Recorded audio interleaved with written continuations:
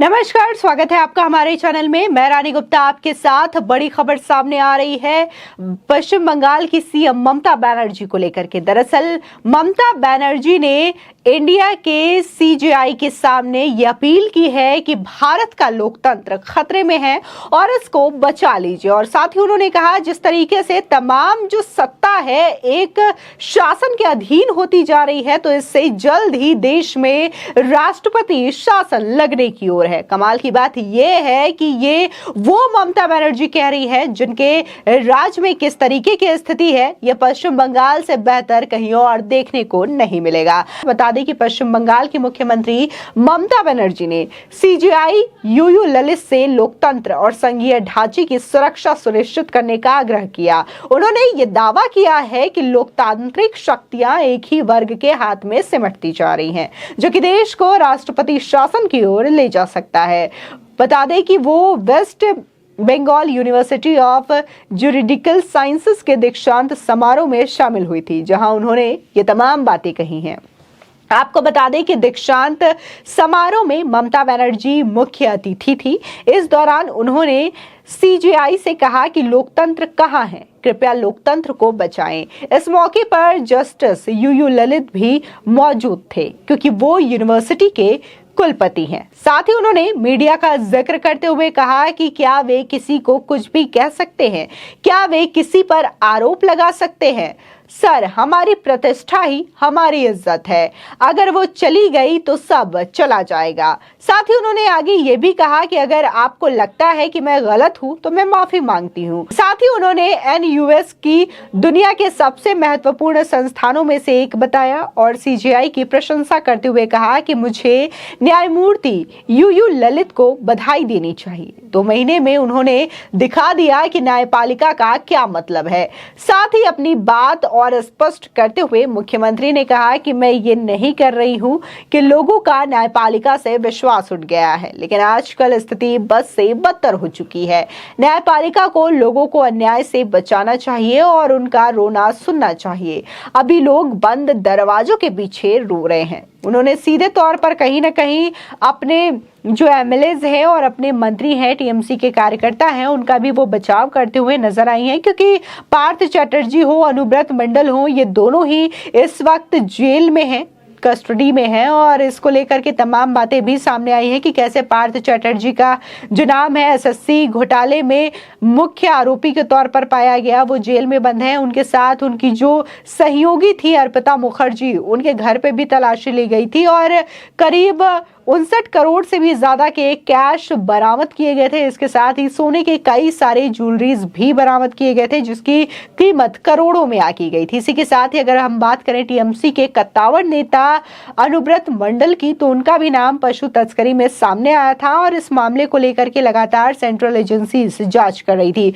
मामला जब अनुव्रत मंडल से पूछताछ की ओर बढ़ा तो उसके बाद अनुव्रत मंडल की गिरफ्तारी कर ली गई। तो वहीं अगर हम अभिषेक बनर्जी की बात करें, जो कि ममता बनर्जी के भतीजे हैं, तो इसको लेकर भी सामने चीजें हुई हैं कि कैसे लगातार सीबीआई इस मामले में जहां अभिषेक बनर्जी से पूछताछ कर रही है, तो वहीं उसकी पत्नी जो है उनसे भी पूछताछ की गई, उनकी साली से भी पूछताछ की गई। यानी कि तमाम जो टीएमसी के मंत्री हैं, इसके साथ साथ ममता बनर्जी के भतीजे भी लगातार करप्शन में फंसते हुए दिखाई दिए हैं। इसके बावजूद ममता बनर्जी ये कहती हैं कि जो इस तरीके से शासन चल रहा है और जो सारी शक्तियां हैं एक ही वर्ग के हाथों में सिमटती हुई जा रही है, तो इससे देश खतरे की ओर है और लोकतंत्र खतरे में है। उन्होंने सीधे तौर पर जस्टिस से अपील की है कि देश के लोकतंत्र को बचा लिया जाए, लेकिन अगर स्थिति बंगाल में सुधार ली जाए थोड़ी बहुत, तो शायद देश की स्थिति भी बदल सकती है। लेकिन देखने को मिलता है कि बंगाल में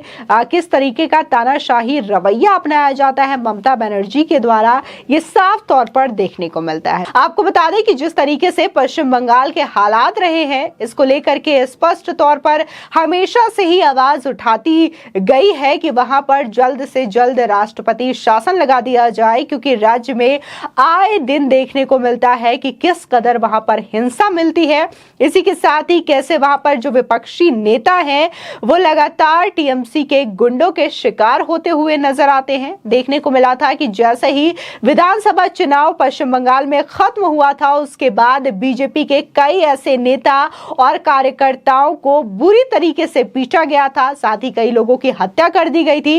इसके अलावा वहां पर आम नागरिक भी सुरक्षित नहीं है। लगातार आए दिन ऐसे हिंसक तस्वीरें सामने आती है जिसमें देखा जा सकता है कि कैसे एक खास समूह वर्ग को लगातार निशाना बनाया जाता है, उन्हें परेशान किया जाता है और पश्चिम बंगाल की जो कानून व्यवस्था है वो पूरी तरीके से ताक पर रख दी जाती है। इसको लेकर के आपको बता दें कि तत्कालीन उपराज्यपाल रहे जगदीप धनखड़ ने भी पश्चिम बंगाल के हालात को लेकर के चिंता व्यक्त की थी और जिस तरीके से वहां पर कानून व्यवस्था को तार-तार किया जाता है, इसको लेकर भी जल्दी एक्शन उठाने की मांग की गई है। यही नहीं, वहां पर विपक्ष के जो नेता हैं उन्होंने भी, शुभेंदु अधिकारी जो कि बीजेपी नेता है, उन्होंने भी कई बार केंद्र सरकार से ये मांग की है कि वहां पर स्पेशल सेंट्रल फोर्सेस को तैनात किया जाए और इसी के साथ ही पश्चिम बंगाल की जो सत्ता है उसे राष्ट्रपति को सौंप देना चाहिए, यानी कि सीधे तौर पर पश्चिम बंगाल में राष्ट्रपति का शासन होना चाहिए। ये जो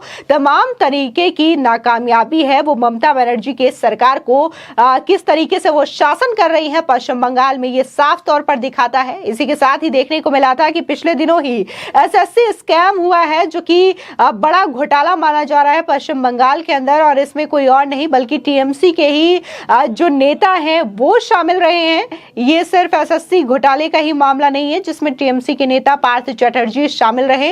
इसके अलावा देखने को मिला कि अनुव्रत मंडल वो भी टीएमसी के पुराने और कत्तावड़ नेता रहे हैं, उनका भी नाम पशु तस्करी में सामने आया है। इसी के साथ ही कोल स्कैम को लेकर भी ममता बनर्जी के भतीजे अभिषेक बनर्जी का नाम सामने आया है, यानी कि अभिषेक बनर्जी से लेकर के टीएमसी पार्टी के कई बड़े नेताओं के चेहरे लगातार करप्शन में लिप्त पाए जा रहे हैं। इसको लेकर के ममता बनर्जी चुप्पी साधे हुए हैं। हालांकि दिखाने के लिए उन्होंने पार्थ चैटर्जी को मंत्रिमंडल से हटा दिया, मंत्री पद से हटा दिया, लेकिन अभी भी सवाल उठता है कि अनुव्रत मंडल को लेकर के, अभिषेक बनर्जी को लेकर के कोई कार्रवाई ममता बनर्जी की ओर से क्यों नहीं की गई। ये तमाम चीजें पश्चिम बंगाल में देखने को मिल रही है, किस कदर हिंसा वहां पर हो रही है, किस कदर भ्रष्टाचार को अंजाम दिया जा रहा है। इसके बावजूद ममता बनर्जी ये कहती हैं कि देश जो है इस कदर स्थिति में जा रहा है कि जल्दी यहाँ पर राष्ट्रपति शासन लगाने की मांग होनी चाहिए या फिर राष्ट्रपति शासन लग सकता है।